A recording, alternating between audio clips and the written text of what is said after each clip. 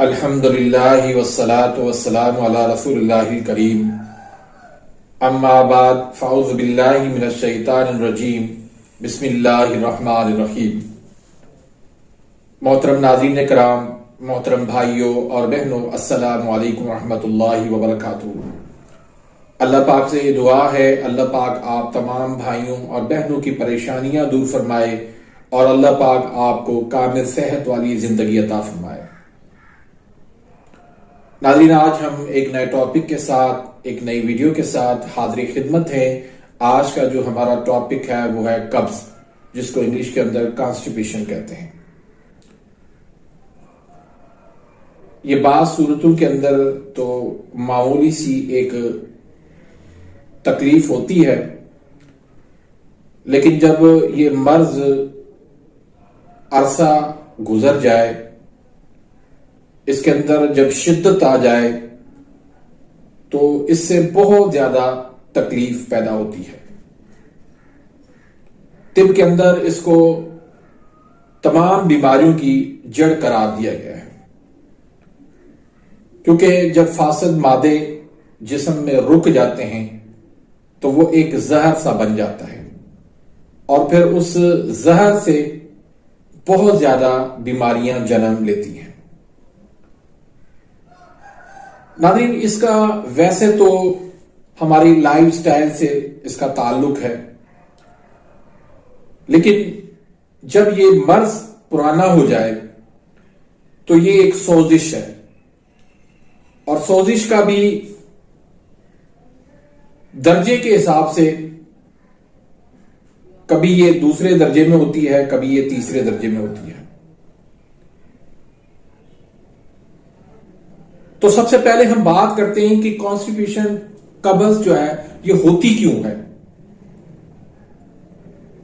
تو اس سے پہلے اگر آپ نے میرے اس چینل کو سبسکرائب نہیں کیا تو سبسکرائب کر دیجئے، بیل آئیکن گھنٹی کے نشان کو پریس کر دیجئے تاکہ میری ہر آنے والی لیٹسٹ ویڈیو کا نوٹیفیکیشن آپ تک پہنچ جائے اور آپ میری ویڈیوز سے مستفید ہوتے رہیں۔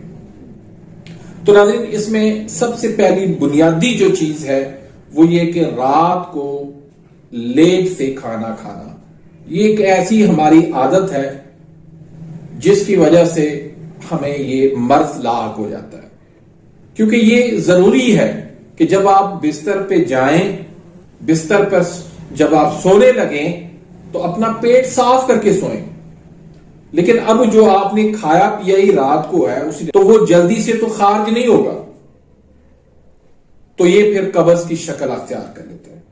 تو یہ سب سے بڑی وجہ جو ہے نا ہمارا یہ کہ رات کو لیٹ سے کھانا کھانا۔ اس کے بعد لیٹ سے کھانا کھا لیا، پھر جلدی سو جانا، یعنی کھانا کھا کے ہی فوراً سو جانا۔ آپ نے ان کو 2 3 4 گھنٹے ٹائم ان کو نہیں ملا، اور پھر وہ وہاں پر فاسد مادے جو ہے نا جمع ہو کے وہاں پر جو ہے نا وہ قبض کی شکل اختیار ہو۔ یہ قبض جو ہے دراصل ہوتی کیوں ہے؟ یہ دراصل بڑی آنت، جب چھوٹی آنت سے لے کر بڑی آنت میں جو ہے ہمارا یہ فاسد مادہ پہنچتا ہے تو وہاں پر ضروری ہوتا ہے کہ اس کو کچھ لیکوڈ فارم میں جو ہے وہ مادہ چاہیے ہوتا ہے، جس سے آنتیں جو ہے وہ آسانی سے وہ فاسد مادہ خارج کر سکے۔ لیکن اس کی وجہ یہ ہوتی ہے کہ اس کی مختلف صورتیں ہوتی ہیں، مختلف وجوہات ہوتی ہیں، جس کی وجہ سے وہاں پر جو ہے بڑی آنت میں جو ہے وہ خشکی ہو جاتی ہے، سوزش کی وجہ سے وہاں پر لیکوڈ جو ہے وہ اس کو کم مقدار میں ملتا ہے، جس کی وجہ سے وہ قبض کی شکل اختیار کرتے ہیں۔ اس کے بعد پھر ہم جو چیزیں کھاتے ہیں وہ زیادہ تر ہم خشک چیزیں کھاتے ہیں۔ مثلا ہمارے روزمرہ کے اندر جو ہماری چیزیں ہم جو استعمال کرتے ہیں، دہی، لسی، آلو، مٹر، گوبھی، بینگن، پکوڑے، مچھلی، کریلے، تلی ہوئی چیزیں، فاسٹ فوڈ، چائے، کافی، چاول، پیزا، یہ ساری چیزیں جو ہے وہ خشک ہیں۔ اب جب خشک چیزیں ہم زیادہ کھائیں گے تو لازمی بات ہے کہ ہمارے جو مادہ جو وہاں سے خارج ہوگا تو وہ بھی خشکی کی صورت میں ہوگا، اور وہ آنت جو ہے وہ ٹھیک طرح سے اس کو خارج نہیں کر پاتی، جس کی وجہ سے یہ کانسٹیپیشن، قبض کا مسئلہ ہو جاتا ہے۔ پھر اس میں ایک اور وجہ بھی یہ بھی ہوتی ہے کہ ہم پانی جو ہے وہ کم مقدار میں پیتے ہیں. جب ساری چیزیں ہم خشک کھا رہے ہیں لیکن پانی جو ہے وہ ہم کم پی رہے ہیں تو لازمی بات ہے کہ جو لیکوڈ جو ہے وہ جو اس کو درکار ہوتا ہے بڑی آنت کو وہ اس کو نہیں مل پا رہا ہے جس کی وجہ سے وہاں پر فاصل مادے رک کے وہ قبض کی شکل اختیار کر لیتے ہیں. پھر ایک اور بھی وجہ ہوتی ہے. مثلا ہم اپنے گھر کے کام کاج میں مصروف ہیں, آفس کے کام میں مصروف ہیں یا باہر سفر میں ہیں تو ہم ٹائم پر جو ہے نا اپنی حاجت پوری نہیں کرتے. جب ٹائم پہ ہم حاجت پوری نہیں کریں گے تو وہاں پر بھی فاسد مادے وہاں پر رک کر وہاں سے وہ لیکوڈ جو ہے وہ جذب ہو جاتا ہے اور پھر درکار جو لیکوڈ ہوتا ہے اس کو جو ضرورت ہوتی ہے وہ پورا نہ ہونے کی وجہ سے وہاں پر پھر کانسٹیپیشن کا مسئلہ بن جاتا ہے. ہم جو زیادہ تر پین کلر استعمال کرتے ہیں, اینٹی بایوٹک استعمال کرتے ہیں, یہ ساری انگریزی ادویات جو ہے یہ ساری خشک ہیں. ان کے زیادہ استعمال کرنے کی وجہ سے بھی کانسٹیپیشن قبض کا مسئلہ ہو جاتا ہے کیونکہ وہ ساری خشک چیزیں ہیں. اب یہاں پر ایک سوال یہ پیدا ہوتا ہے کہ کیا کوئی ایک ٹوٹکا مل گیا, ایک کوئی نسخہ مل گیا, اس کے استعمال کرنے سے قبض ختم ہو سکتی ہے؟ تو اس کا جواب نہیں ہے کیونکہ قبض جو ہے وہ کسی ایک مزاج میں نہیں ہوتی. قبض کا کوئی ایک سبب نہیں ہوتا.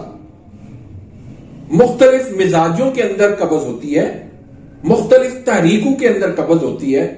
اس لیے صابر ملتانی رحمت اللہ علیہ نے قبض کے لیے 6 قسم کی دوائیاں وہ بتائی ہیں جو پیٹ کو نرم کرتی ہیں, قبض کو ختم کرتی ہیں, سوزش کے جو ابتدائی مراحل ہیں ان کو ختم کرتی ہیں, جن کا نام ہے ملین, پیٹ کو نرم کرنے والی. تو 6 قسم کی ادویات بتائی ہیں اس لیے کہ یہ کسی بھی مزاج کے اندر قبض کا مسئلہ ہو سکتا ہے. اور آپ خود جانتے ہیں اگر آپ حکیم ہیں تو آپ کے پاس بھی مختلف مزاجوں کے اندر جو ہے مریض ایسے قبض والے پائے جاتے ہیں. تو تشخیص کریں اور پھر اس مطابق آپ ان کو دوائی دیں.